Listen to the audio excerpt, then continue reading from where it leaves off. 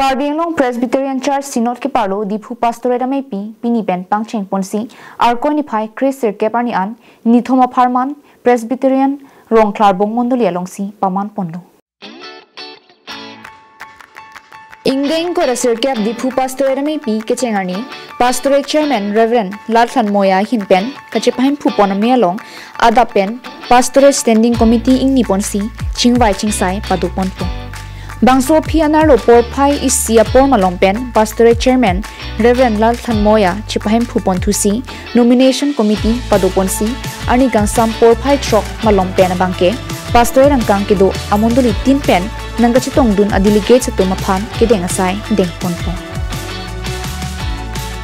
Bangso pi puthola ni mate arkoi ni phai trainer keparni ada por pai ner kep malongpen Pastorate angkang ke bangji ningkan siang bong ke claim ke dam je phan chingwai chingsai padupon thupo bangso hut adaba por hut Pastorate Chairman Reverend Lalthan Moya kachepahem phupon det api buthot chairman ang hoi chilar pon thusi Pastorate Chairman kimi mondolia sar joyram terona hinpen chepahem phupon thupo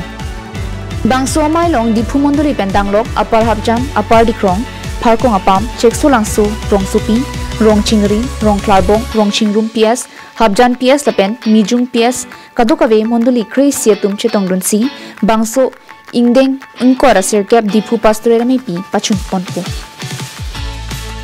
News report Carbing Long